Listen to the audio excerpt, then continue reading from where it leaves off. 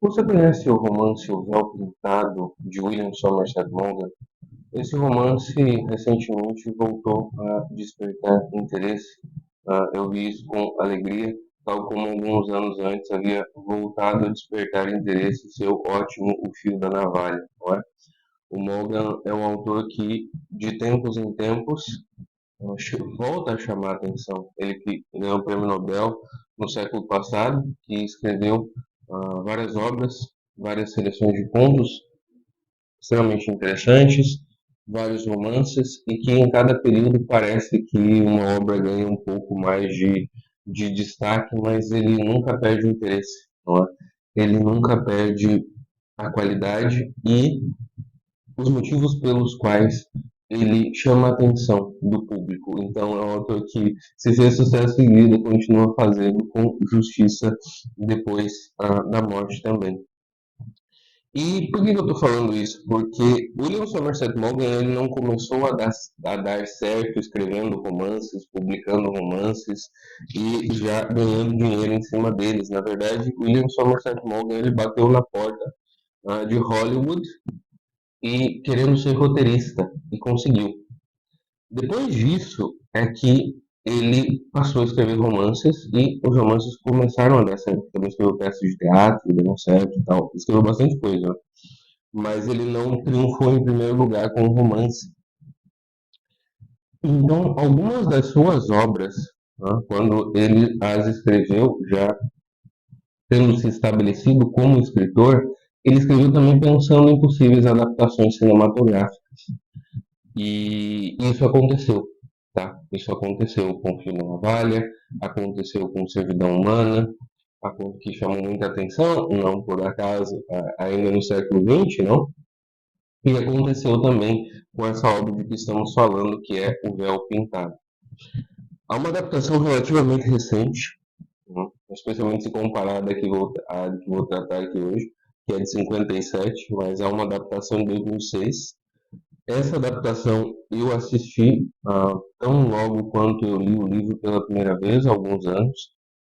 Me pareceu horrorosa, artisticamente horrorosa, filosoficamente horrorosa, uma porcaria. Personagens superficiais, uma distorção sentimental da história, o anticatolicismo que o Morgan agnóstico jamais teve, muito pelo contrário, quando vocês observam os personagens católicos de William Somerset Maugham, eles têm uma profundidade muito grande, uma profundidade, porque o Morgan tinha verdadeira admiração pela Igreja Católica e pelos católicos que ele conheceu em sociedade, tá? Então, eu detestei o filme por uma série de motivos. Só que aí pesquisando, eu encontrei o filme que vou falar hoje, chamado The Seventh Sin. É um filme de 1957. Ele tem dois diretores, que são o Ronald Neame e o Vincent Minnelli. E por que ele tem dois diretores? Por algum motivo, o Ronald Neame abandonou a produção no meio do caminho. Né? Ele abandonou o trabalho no meio do caminho. Eu não consegui encontrar qual foi esse motivo. Tá? E o roteiro desse filme foi escrito pelo Carl Turnberg, que foi o mesmo roteirista de Ben-Hur, da adaptação cinematográfica Ben-Hur. E o Carl Turnberg fez outros roteiros adaptados de obras literárias, de romances e contos também. E ele fez essa adaptação, claro, a partir do romance O Véu Pintado. O que chama atenção nesse título, eu tentei pesquisar primeiro pela origem. Tá? Eu tentei pesquisar para ver se, sei lá, ah, os diretores e o roteirista tinham alguma ligação com a igreja, como, por exemplo, o Alfred Hitchcock, o John Ford, mas eu não encontrei essa informação. Tá? Eu não encontrei essa ligação deles com a igreja católica. E é interessante o título O Sétimo Pecado. Tá? Como vocês podem olhar pelo título deste vídeo, eu estou interpretando à luz da assídia, o sétimo pecado, assídia, dentro da nossa lista dos pecados capitais, certo? Só que, pesquisando sobre esse título, também há a possibilidade, e eu acho mais fraca essa possibilidade, de que ah, esse filme fizesse alusão a uma sequência de filmes mudos da década de 20, que falaram sobre os pecados capitais. Eu fui pesquisar e existe essa sequência. O último desses pecados tratados nessa sequência de filmes foi o pecado da gula, gluttony. Só que, por algum motivo, que eu não sei explicar qual, a palavra gluttony, na época em Hollywood, pegava mal, na década de 20. Então eles substituíram por o sétimo pecado, que seria o pecado ainda não tratado naquela sequência. Quando a gente examina o enredo, não dá para ver necessariamente a gula aparecendo, literal ou simbolicamente. No entanto, eu não acho que seja forçado enxergar a assídia. Portanto, a minha hipótese, baseada, claro, no próprio título, na coincidência entre o título do filme e o enunciado do pecado na tradição católica, é que a assídia se manifesta de formas diferentes nos personagens. E é assim que eu vou interpretar esse filme com vocês. A assídia vai ser a minha chave interpretativa para esse filme. Já adianto que os autores do filme, por autores eu digo tanto o roteirista quanto os diretores, também fizeram adaptações. Adaptações que tornaram a obra diferente do romance. Tal como o diretor lá do filme de 2006, que eu critiquei negativamente no início. No entanto, e aqui, claro, isso revela também a minha visão de mundo, eu acredito que no caso de 1950, do filme de 1957, as adaptações elevaram a história. Conseguiram elevar a história. Tá? E eu vou explicar por quê. Em primeiro lugar, deixa eu ver se o microfone está tudo ok. Em primeiro lugar, eu quero falar com vocês sobre a assídia, a chamada preguiça espiritual, também a tristeza. A assídia, tal como ela foi entendida dentro da tradição no Ocidente, se aproxima bastante da tristeza de que Evagre e os outros padres do deserto falavam. Tá? Não é só, é uma preguiça junto com a tristeza. No ponto 2094 do Catecismo da Igreja Católica diz o seguinte sobre a assídia. A assídia chega a recusar a alegria que vem de Deus e a ter horror ao bem divino. E eu trouxe algumas citações de Joseph Pieper que vão, me parece, esmiuçar um pouco esse ponto, esse parágrafo do Catecismo da Igreja Católica.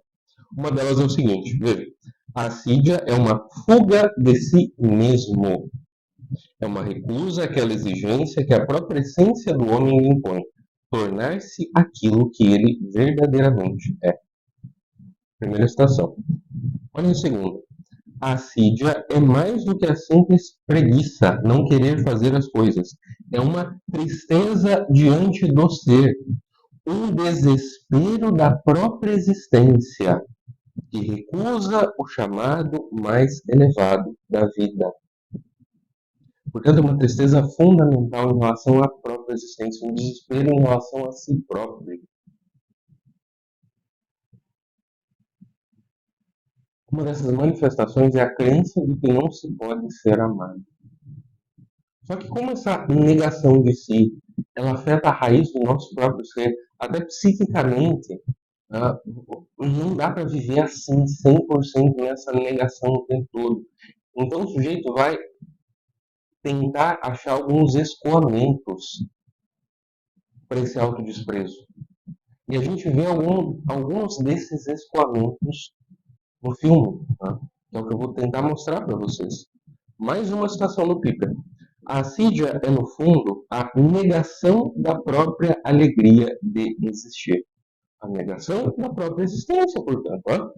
É um cansaço do coração que não suporta a grandeza do chamado divino. É um cansaço do coração que não suporta a própria vida, que não suporta a sua existência, a sua identidade, tal como se é. Por isso, não me parece nenhum exagero, muito pelo contrário, é até uma consequência de que nós entendamos também a assídia como autodesprezo.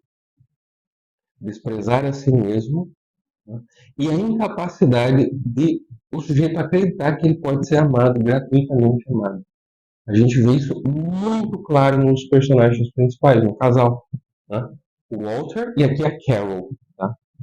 Não é Kitty, como no livro, mas é Carol. O nome Walter se mantém e o sobrenome deles é Carwin.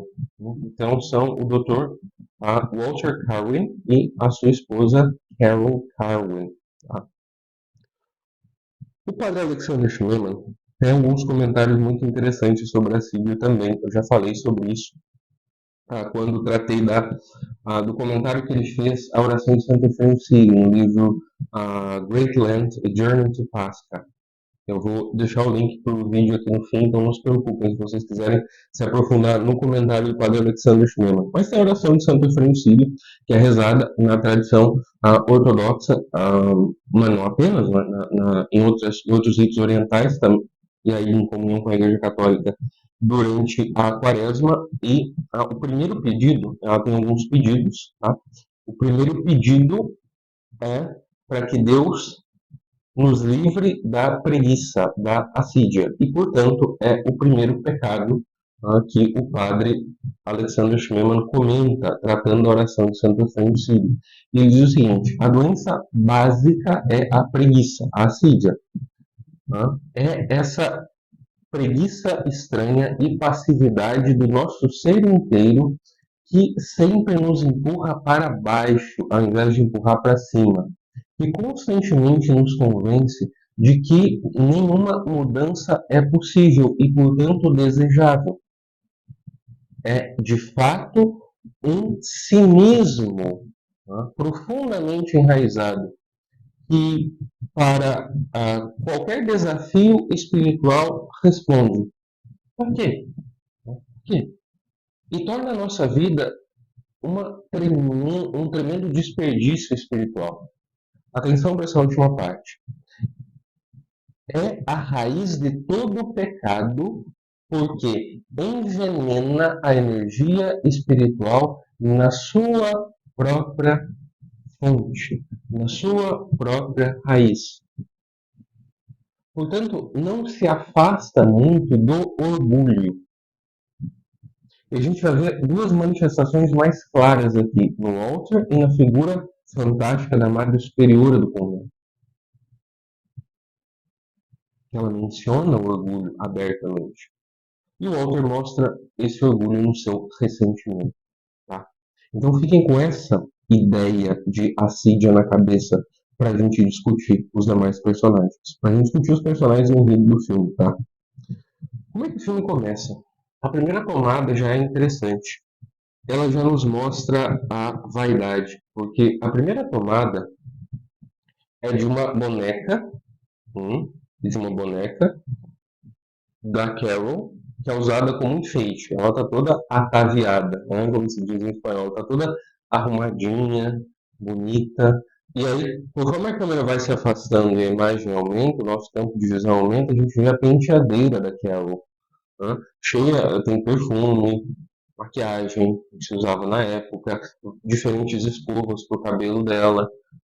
É algo assim, é uma concentração em um espelho grandão, um espelho grande, assim, que ocupava toda a extensão da penteadeira, uma parte ali da parede, para ela se olhar, para ela cuidar da própria imagem exterior. É assim que começa, com esse foco. E aí a tomada vai aumentando, a câmera vai se afastando e nós vamos vendo peças de roupa. O vestido na cadeira, o vestido dela, algumas peças de roupa mais íntima, não tanto quanto hoje, mas é a roupa íntima no chão, sapatos no chão, a gente vê um paletó, e a gente se dá conta de que a Carol está com outro homem. E por que outro homem? Porque não é o seu marido, nós já sabemos de imediato. Porque aparece ali uma sombra, o trinco da porta se mexe, a maçaneta da porta tem um leve movimento e ela fica apavorada. Nossa, o Walter deve ter vindo. Ele nunca vem nesse horário para casa, mas ele deve ter vindo. E ela está com o Paul, que é o seu amante, um francês. A Carol é americana, o Paul, o seu amante, é um comerciante francês, bem sucedido. O Walter é um médico bacteriologista.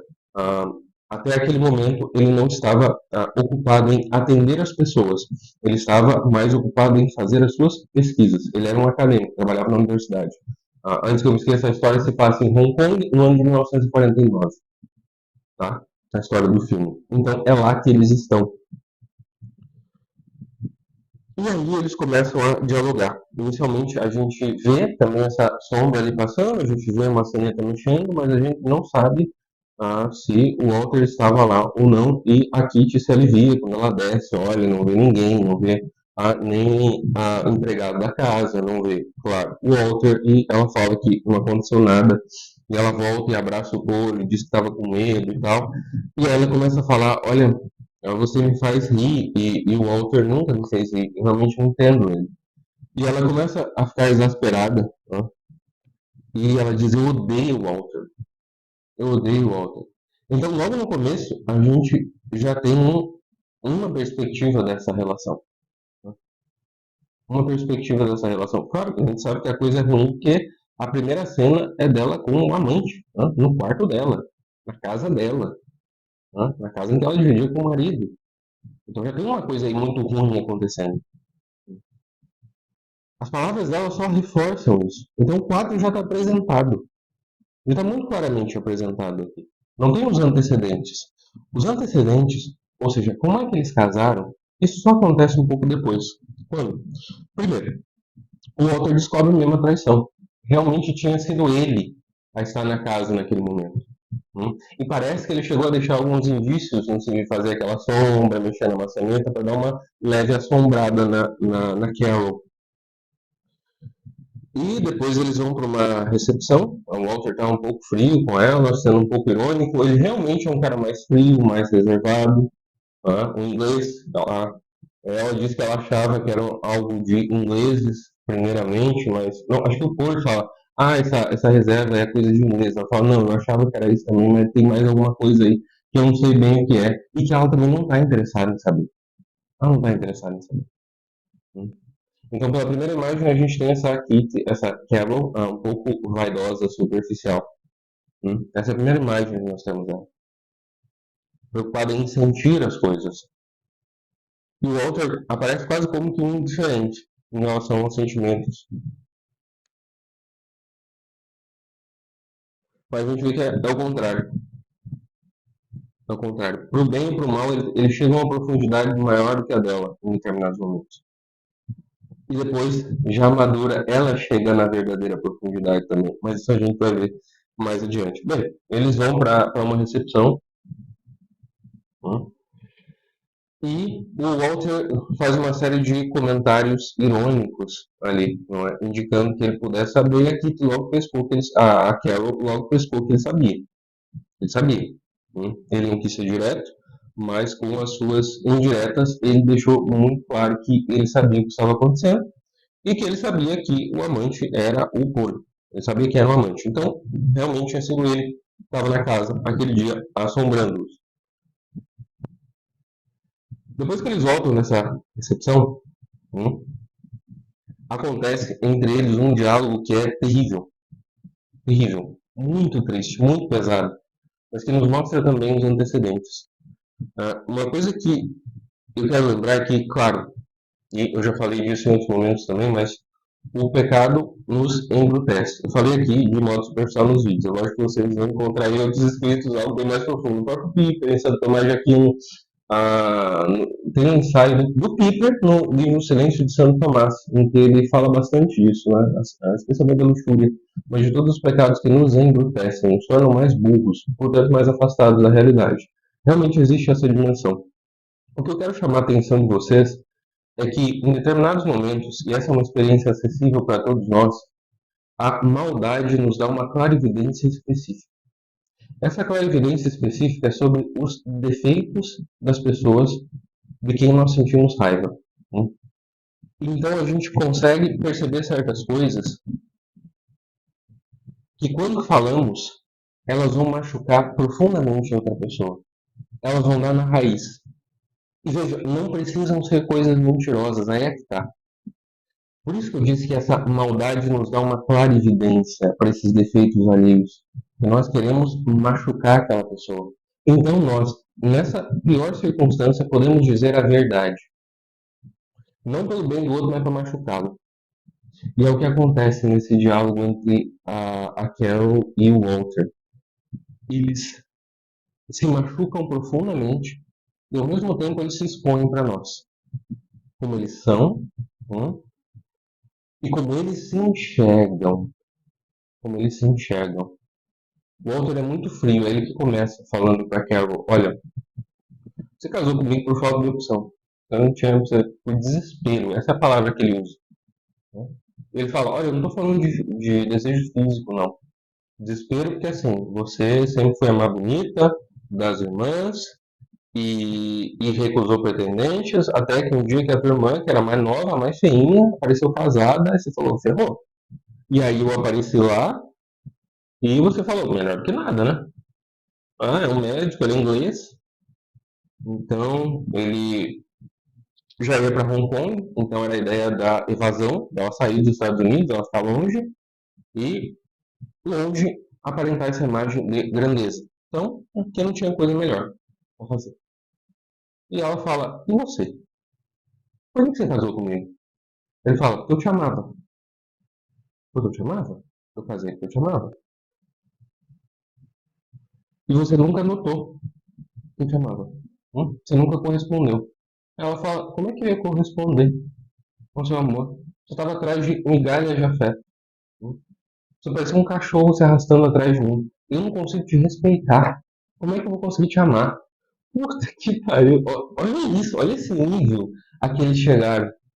Realmente eles revelaram algo profundo da personalidade de um do outro. Eles foram clarividentes.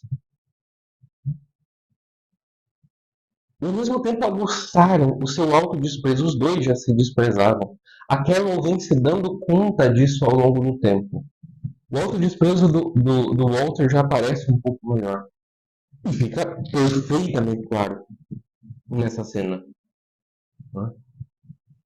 Ele parece mendigar pelo amor dela. E vejam, não é que no início a gente tem que interpretar isso literalmente, que ele estava mendigando pelo amor dela. Muito provavelmente ele estava tentando ser gentil, né? Como um apaixonado. Só que o que acontece? Quando não são as duas pessoas que estão apaixonadas, e apenas uma, e essa pessoa apaixonada se revela, se mostra, se a outra pessoa não estiver, e se ela tiver um pouquinho de crueldade, um pouquinho de vaidade, ela facilmente pode brincar com aquilo. E aquilo pode se tornar ridículo. Tem uns versos curtos do Fernando Pessoa que diz: todas as cartas de amor são ridículas. Elas não seriam cartas de amor se não fossem ridículas. Só que quando os dois estão no mesmo passo, estão no mesmo nível, elas não são ridículas para eles. O problema é que quando há o desnível, elas podem se tornar ridículas, as cartas, no caso aqui as manifestações, para outra pessoa.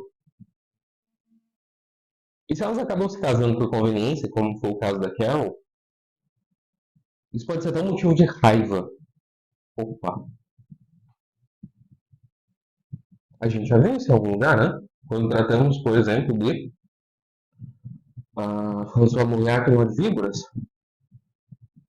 quando o sujeito que se despreza, isso aparece com bastante clareza também em Memórias do Subsolo, tá? Eu ainda não falei, mas daqui a algum tempo eu vou falar de Memórias do Subsolo aqui. No entanto, isso também aparece com clareza em quem se despreza, que é a raiva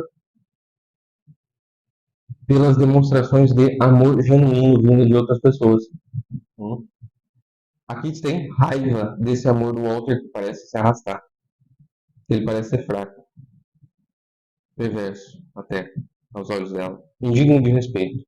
E ela faz absoluta questão de deixar claro que ela está apaixonada pelo amante, para feri-lo ainda mais. Então, vejam, esse diálogo é impressionante. E o Walter, já que a gente vê o ressentimento se manifestando nele, né? Ele, ao mesmo tempo em que não acredita poder ser amado, ele tem raiva de não ser amado. E ele não sabe lidar bem com isso. Então ele planeja uma vingança. No interior da China, está acontecendo uma epidemia de cólera, em uma cidadezinha afastada. O missionário que estava lá, que era um médico também, ele morreu. Então o Walter se alista como voluntário, deixa o trabalho na universidade e vai para lá. Só que ele fala para Kit, você vai comigo. Para Carol, você vai comigo. Ela fala, vou nada, de jeito nenhum, eu não vou. E ele fala, então vamos fazer o seguinte, eu te dou duas opções. Duas opções. Se você não querendo ir comigo, você vai lá, fala com seu amante e eu te concedo o divórcio sem nenhum escândalo se ele prometer que, passada uma semana do nosso divórcio e do divórcio dele, ele se casa com você.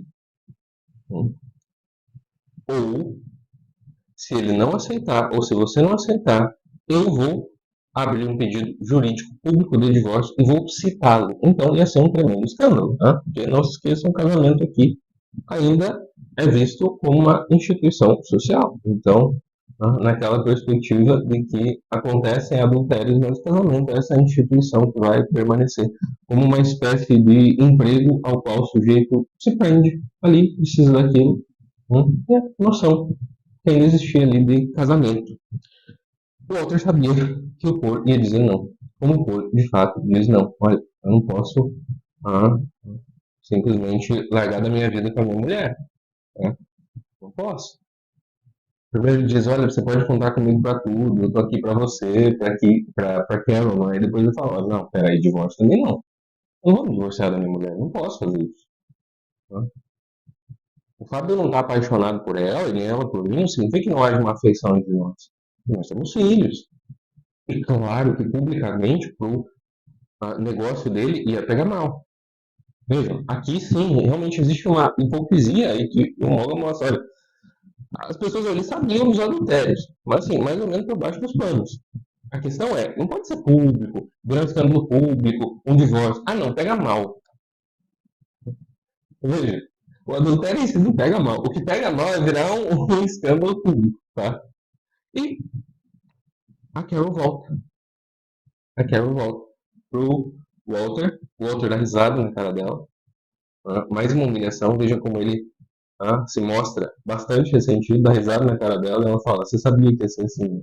É, realmente ele sabia que o Paul não a amava, a desejava, estava apaixonado por ela, provavelmente. Depois a gente vê que talvez não tanto, porque ele tinha um histórico de ter várias amantes. Ele era um mulherengo durante o casamento, tá? O que a Kitty faz? O que a Carol faz? Ela decide ir junto com o Walter, nessa viagem, quase nesse pacto suicida, para aldeia, para a cidadezinha, povoado, onde havia epidemia de cólera. Parece que foi o último gesto dela de tentar proteger o Paul. E ela joga na cara do Walter, olha, eu posso ir contigo, eu posso estar fazendo o que você quer, mas eu ainda amo ele. Então parece que ela está fazendo isso até como um sacrifício por ele. Lógico que ela tem raiva, ela percebe que ela foi deixada na mão pelo amante, que ele não gostava tanto dela assim, como ela dele, aparentemente. Mas parece que ela ainda faz esse último sacrifício por ele, para evitar o escândalo dele. Tá? Para evitar o escândalo dele. O Walter mostra nesse ressentimento um desespero da própria existência. Ele, ao mesmo tempo que se afunda, e que agora ele tem certeza que ele não é amado pela esposa. Deixa eu dar o golfinho aqui no microfone, ok. Que ele não é amado pela esposa. E ele revela esse desespero da própria existência também. Então ele quer se vingar. Ele coloca ela nessa sinuca de bico para se vingar. Não lida diretamente com a situação. Nós temos aqui uma das fugas da Cídia. Né? O Wagner já falava disso. Que a Cídia ela vai fugindo para outras coisas, né? Leva o sujeito a fazer outras atividades. O monge a fazer tudo menos o que ele tem que fazer. A Cídia, por isso que às vezes quando a gente simplesmente chama a Cídia de preguiça, na nossa época parece que uma dimensão fica faltando. O Piper também falou bastante disso, da hiperatividade típica da nossa época, já a partir do século XX, em que parece que a gente faz tudo exceto o que tem que fazer. Isso é manifestação da assídia. E o Walter acaba fazendo isso também. Né? Acaba fazendo tudo menos o que ele tem que fazer. acaba não enfrentando diretamente o seu problema, acaba tentando fugir dele. E nesse desespero de existir, ele acaba tentando se matar. Não do jeito convencional, com um suicídio, mas se entregando de corpo e alma ao tratamento de pacientes com cólera, mesmo inoculado, vacinado, e aqui não há dúvida, pelo menos no filme não há dúvida acerca disso. O livro é um pouco diferente, né? Não apenas em se tratando da vacinação, mas nos experimentos que o Walter, enquanto bacteriologista, estava fazendo, tá? O filme, o livro, mostra com mais força essa tentativa do Walter de se destruir. No filme, essa tentativa dele inicial de se destruir em meio a esses pobres pacientes do cólera acaba se tornando um canto de cisne da sua bondade. Já vou falar mais disso. O fato é que nessa vingança, que ele promove não é apenas uma vingança contra Carol, acaba sendo uma vingança contra ele mesmo, tá? Contra essa sua miséria, essa sua incapacidade de ser amado, contra a sua identidade, o desespero da própria existência, na expressão do Piper. É por isso que ele quer se afundar. E quando eles chegam nessa ilha, eles encontram um inglês, né, um Waddington. E, caramba, aqui a história começa a se dividir um pouco. Por quê? Em que sentido eu digo se dividir? Porque até então nós tínhamos esses dois personagens principais, o Walter e a Carol. Agora nós temos duas outras figuras que são o Waddington e a Madre Superiora do convento. Há um convento católico de freiras francesas lá nessa cidade, que se recusaram a sair porque elas cuidavam de crianças órfãs, sobretudo meninas, que eram abandonadas pelas suas famílias, não eram desejadas na China. Isso aconteceu? Você sabe, né? Tem essa política da China era conhecida, não? Isso durou muitos anos. Bem, as madres, elas cuidavam, né, dessas crianças, das crianças órfãs. Elas falavam que muitas dessas crianças eram órfãs de pais vivos, simplesmente a família não queria, especialmente as meninas. Então, para que as meninas não fossem abandonadas no meio do mato ou mortas, as freiras ofereciam dinheiro para as famílias. Olha, por favor, não se desfaz. Dá aqui pra gente, que a gente cuida. Toma um pouquinho de dinheiro para você. Aí iam lá e davam dinheiro, e a família ia lá e entregava essas crianças para serem cuidadas. O primeiro aspecto já mostra esse lado positivo, né, das freiras. E uma coisa que o filme de 2006 distorce, que me parece de modo canalha, que é o seguinte: o Waddington, no livro, no romance, ele é um pouco cínico. Tá? Ele é aquele anglicano cínico, como aparece em muitos romances do Morgan. O Morgan tinha o problema do Morgan era com a igreja anglicana, realmente. Tá? Isso ele conta, alguns dos motivos aparecem na Servidão Humana, também no livro autobiográfico dele, Confissões. Não vou entrar nisso aqui, mas ele tinha problemas com a igreja anglicana e ele não escondia isso.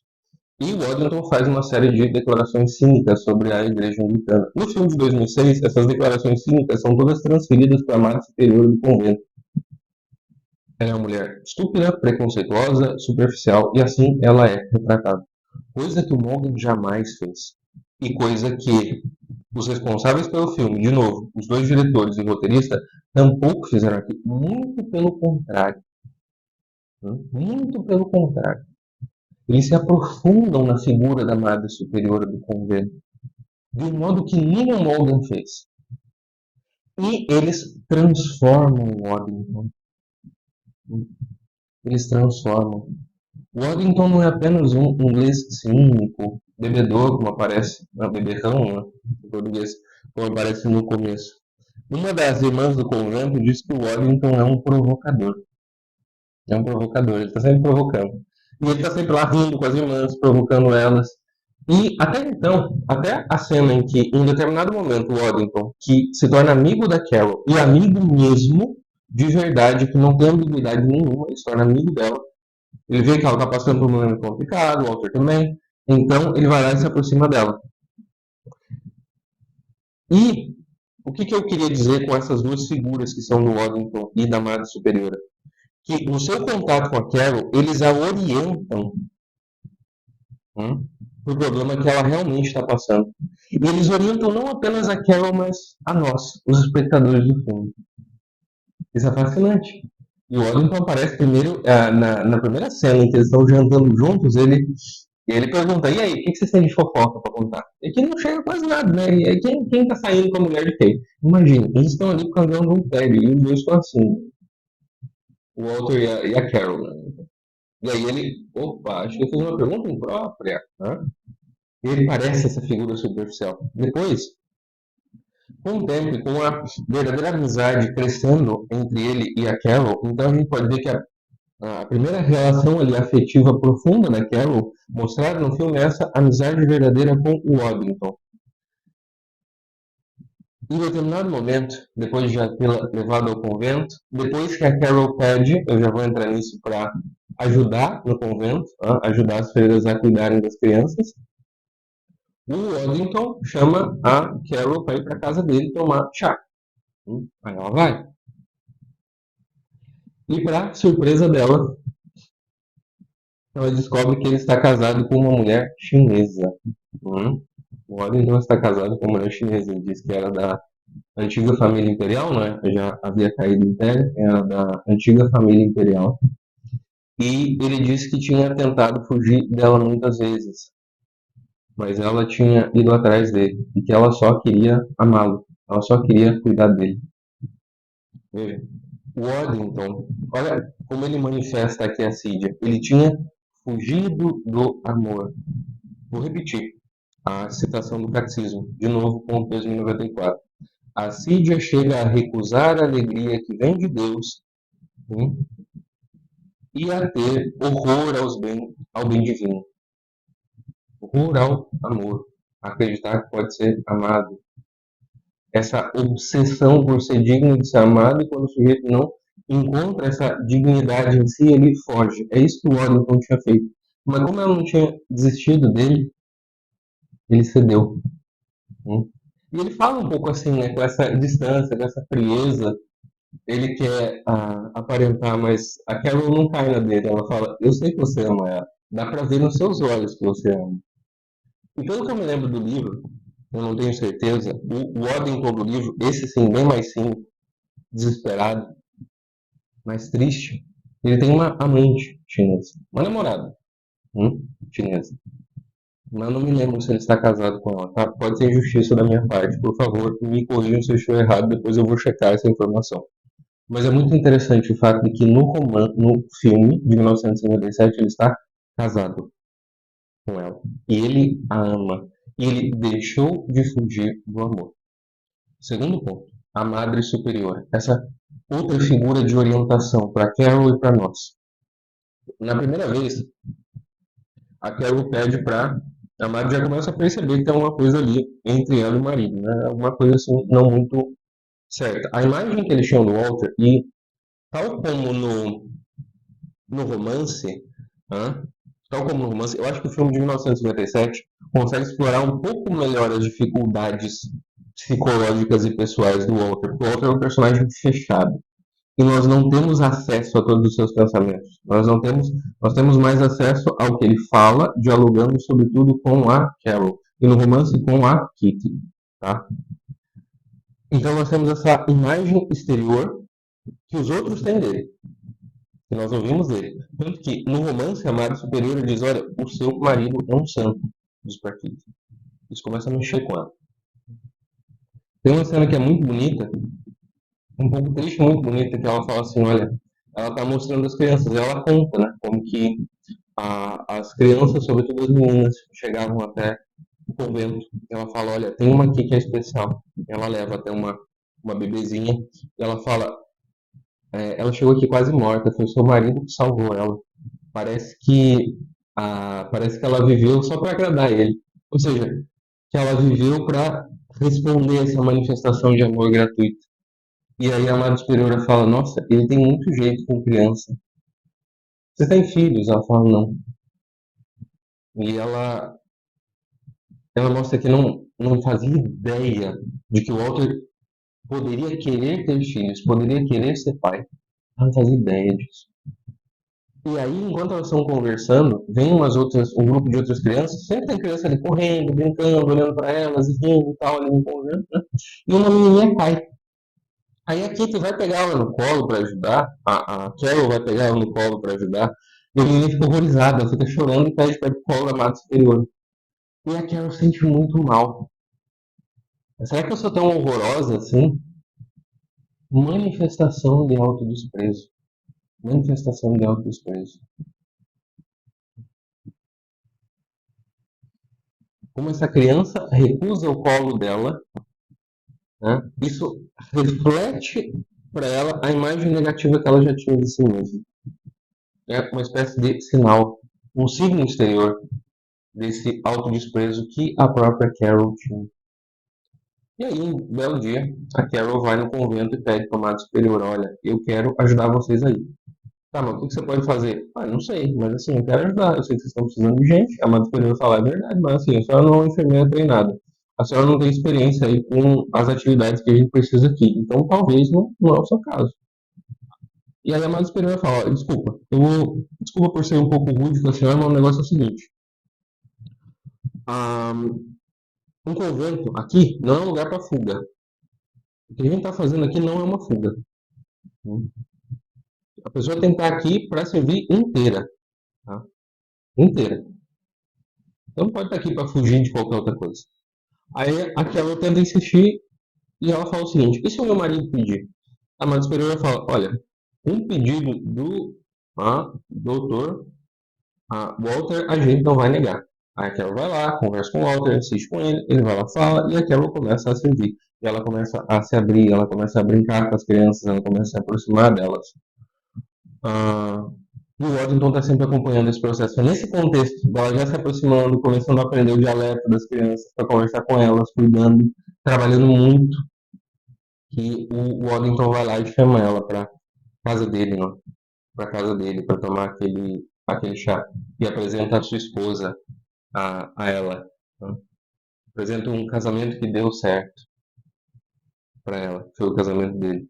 Outra coisa interessante do Waddington que eu não mencionei é que uma das irmãs fala: olha, esse sujeito aí, esse provocador, esse tranqueira, estão sempre brincando com ele e ele com elas, e com muito respeito, mas é realmente engraçado, é realmente engraçada a naturalidade com que ele brinca ali com as irmãs. Ele fala assim: olha, muitas vezes ele resgatou a gente da fome, que ele estava passando fome, dele que deu dinheiro, e muitas vezes ele deu dinheiro justamente para a gente dar para aquelas famílias que iam matar suas filhas. Que iam matar suas filhas. Então a gente conseguiu resgatar por causa dele. Então, a figura do Waddington vai ganhando uma profundidade maior, uma bondade maior. Né? E é assim que, orientado já pela Madre Superiora, pelo Waddington, nós nos aproximamos um pouco mais do Walter da Kitty. E há uma cena em que a Kitty, não, a Carol, não é? A Carol começa a perceber essa bondade do Walter, no que ele está fazendo. De novo, ali existe sempre essa ambiguidade, tal como tinha no livro, continua havendo no filme, pelo menos até o fim, que é a ambiguidade de por que o Walter está fazendo aquilo, para se matar ou para ajudar as pessoas. A minha hipótese para este filme de 1957, e considerando o fim que nós já vamos falar, sim, vou falar do filme, vou falar qual ele é que esse foi o último canto de cisne da bondade do Walter. Ele tentou afogar todo o seu ressentimento, tentou se matar num ato de bondade que precisou de todo o seu ser. Em que ele precisou se entregar, inclusive fisicamente, para aquelas pessoas que estavam sofrendo. Por isso que eu interpreto como um canto de cisne da sua bondade. Ainda que no fundo ele estivesse querendo se destruir. Eu espero que isso fique claro à medida em que eu entre no fim do filme. E aqui que começa a querer cuidar do Walter, né? Porque nesse momento todo em que eles estavam lá, eles praticamente não conversavam. O Walter chegava esgotado à noite, fisicamente esgotado, ia pro quarto dele, dormia. Aí uma noite a Kitty espera, a Carol espera por ele, fez alguns sanduíches para ele comer. Fala assim, olha, será que a gente não podia pelo menos se dar bem? Já que a gente tá aqui e tal, a gente podia tentar alguma coisa, né? Tipo assim, se dar bem. Só tem um casamento, alguma coisa assim, mas porra, eu sei que você tá sofrendo com esse negócio, olha, desculpa. E ela é muito sincera, isso é interessante também, a sinceridade dela, que no primeiro momento foi da maldade, acaba se tornando uma sinceridade verdadeira mesmo que machuque. Ela fala assim, olha, eu não tô me, nesse momento eu não tô arrependida do ato em si, né, do que eu fiz. Eu tô arrependido do sofrimento que eu te causei. É isso que tá me machucando. E isso, ao invés de abrir o coração do Walter, dói nele. Porque ele tem essa ferida de não acreditar que pode ser amado. Ele fala, pô, por que você tá me falando isso? Por que você tá me falando isso, cacete? Eu só queria que você me amasse, como eu te amo. Agora é no presente. Lá no começo, antes da viagem, eu te amava. Agora ele fala, no presente, eu te amo. E ela fica surpresa, mas ela não vai mentir.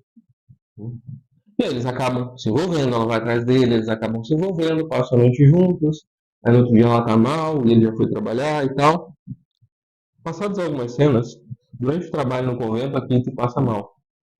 As irmãs ajudam ela e descobrem que ela tá grávida. Ela tá grávida. Ela tem o primeiro enjoo da gravidez. E aí ela volta para casa, fica lá repousando nesse dia. A Amado disse que no dia seguinte ela podia voltar, mas naquele dia ela seria bom ela voltar para casa e repousar. Né? E o Walter, quando ele vai para o convento, ele ouve isso, aí vai para casa dar uma olhada nela, examiná-la. Né? Beleza. E aí ela fala da gravidez. E ela fala de um jeito assim totalmente sincero, sem esconder a tristeza dela ali e a complexidade da situação. Ela fala assim, olha,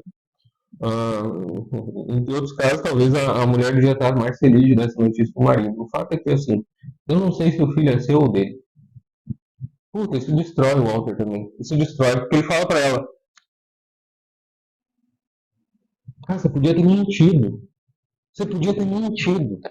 É lógico que ele sabia que podia não ser dele, mas assim, ele queria ouvir isso da boca dela. Ele estava tão desesperado por esse amor, por esse afeto dela, por qualquer manifestação ali afetiva em relação à pessoa dele. Ele fala, mente, mente.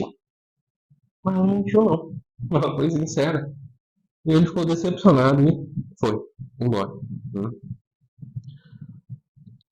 E aí não passa muito tempo, começa essa abertura, a Kate não sabe muito bem o que fazer, ela tem uma conversa com a Madre Superiora e ela conta tudo. Ela fala, olha, ela fala que traiu o marido e tal, e como é que estava a situação entre eles. Só que ela fala assim para a Madre Superiora, veja que interessante. E aqui a Madre Superiora se nos revela na sua complexidade e completude. Olha, eu acho difícil a senhora entender todas essas coisas pelas quais eu passei. Eu tô aqui desabafando com a senhora, mas eu acho difícil a senhora entender ela. Minha filha, minha filha, tu acha mesmo que eu sempre vivi assim? Eu também tive no mundo. Eu também tive essas ambições aí que você teve. Eu também corri atrás dessas coisas. Eu fiz coisas que você nem imagina. E aí um dia eu vi que o mundo, esse tipo de relação, não ia me dar nada. Então eu fui pro convento. Mas eu vou te falar uma coisa. Eu fui por fuga, por orgulho pro convento. Mas foi só quando eu descobri isso que eu comecei a viver de verdade a minha escolha. Quando ela descobriu que tinha ido por fuga, por orgulho. Aí ela transformou uma escolha superficial numa escolha verdadeira. Isso marca a abertura da Kitty. Isso marca a abertura dela. Olha, o que você tem que fazer? Ser o melhor que você puder pro seu marido. E até um dia, talvez ele consiga te perdoar. Se libertar desse ressentimento que faz ele sofrer tanto. E a gente tem, ela começa a sofrer por esse sofrimento dele. E ela tá começando a enxergar a bondade dele. Que antes ela nem era capaz de enxergar. O problema é que, numa determinada noite, o Walter não aparece, a Kitty está dormindo, e os policiais chineses, né, os membros do exército estavam lá, que sempre estavam acompanhando o trabalho do Walter também, estavam lá fazendo segurança, batem na porta dela desesperados e tal, levam ela até onde o Walter estava. O Walter tinha contraído cólera. Ele não queria que ela a visse naquele momento, mas o Dr. Lin, que estava trabalhando junto com ele, que era chinês, falou pro Waddington, mandou chamar o Waddington e ela. Ele não queria ser visto por nenhum dos dois. Provavelmente ele sabia que o Waddington ia falar com ela, ia trazer ela ali. Só que como ele estava morrendo, já era irremediável, o Dr. Lin decidiu chamá-los. E aqui a diferença do livro, as últimas palavras, porque no livro eles não se encontram. Não é a Kitty que está com o Walter nos últimos momentos. Aqui nesse filme é a Carol que está com o Walter nos últimos instantes de vida dele. E ele tem duas frases finais. The rough passage is almost completed. Essa passagem dura, áspera, está quase completa. E a famosa frase, o cão foi o que morreu. O cão foi o que morreu, que é maravilhosa. Maravilhosa. E que, para mim, aqui apresenta a virada de chave desse filme de 1957 e a sua elevação. Aqui não entende o que significa essa frase. E depois ela tá conversando, a Carol não entende o que significa a frase, depois que o Walter já morreu, ela tá conversando com a Amado Superior. E ela fala assim, mas de que adiantou, né? De que adiantou tudo isso? O médico salvou o paciente, ele tinha ajudado muitas pessoas, a epidemia de fato tinha regredido graças ao trabalho dele, mas ele morreu na cirurgia. E aí a Amado Superior não sabe o que dizer. Aí a Kitty fala, olha, ele falou uma frase assim esquisita. Ele falou assim, o cão foi o que morreu. O rosto da Amado Superior muda. Na hora ela abre um sorriso. Um olhar de esperança, ela fala, minha filha, ele conseguiu vencer o ressentimento. Essa frase é o último verso de um poema, Elegia a Morte de um Cão Louco, do Oliver Goldsmith. E aí ela explica, interpreta o poema na sua explicação. Isso para mim virou a chave, porque eu tinha interpretado esse poema até então de um modo diferente. Havia um homem na história do poema, na balada, na elegia do Oliver Goldsmith, tinha um homem muito bom, ele era querido por todo mundo. E aí, um determinado dia, um cachorro, por motivos vis, o mordeu. E, todo mundo ficou consternado na cidade. Por que esse cachorro fez isso? Cara, se tinha um homem bom nesse lugar, era ele. Por que esse cachorro fez isso, meu Deus? E o cachorro ficou maluco, e não sei o que e tal. E aí o último verso do filme aqui, para surpresa de todos, o cão foi o que morreu. O homem sobreviveu, é que eu estou adaptando, tá, para o português, não apenas traduzindo, mas adaptando. O homem sobreviveu e o cão foi o que morreu. A partir do livro, eu vou lhes contar que a minha interpretação era a seguinte. Essa bondade desse homem era apenas aparente. Ele fazia atos de bondade exteriores, mas ele estava marcado por um profundo ressentimento. No fundo, talvez ele quisesse se matar. E claro que a minha interpretação estava fortemente condicionada pelo Walter Fane do livro, do romance do Walter. A Amada Superiora fala para Kitty o seguinte: o cachorro foi o que morreu, o cão foi o que morreu de remorso, porque ele tinha mordido a pessoa que ele mais amava.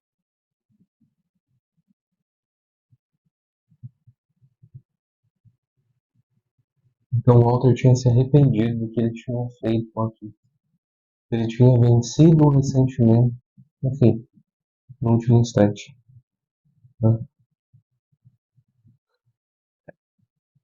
Sim, é maravilhoso. E quando eu reli o poema do Oliver Goldsmith, eu vi que essa interpretação é realmente possível. E que essa interpretação eleva o poema. E que essa interpretação combinada com o filme, apresentada no filme tal como ela foi, ela eleva o próprio Walter. Por isso que eu falei que esse ato de ir para essa cidadezinha no interior da China e cuidar dos pacientes ali, ela carrega essa ambiguidade de ser uma tentativa de suicídio mas ao mesmo tempo um canto de cisne da bondade. Porque ele tentou fugir por causa do autodesprezo, mas ele acabou se encontrando. E foi aí que que a Carol se encontrou também. Outra cena importante é a cena final do filme. E aqui é diferente do filme de 2006 e é diferente do livro. Porque ela termina com a Carol indo embora. A Carol não reencontra. Grávida, ela não vai reencontrar o amor. Ela realmente está transformada. E tem um diálogo muito bonito dela com o Waddington na despedida deles dois.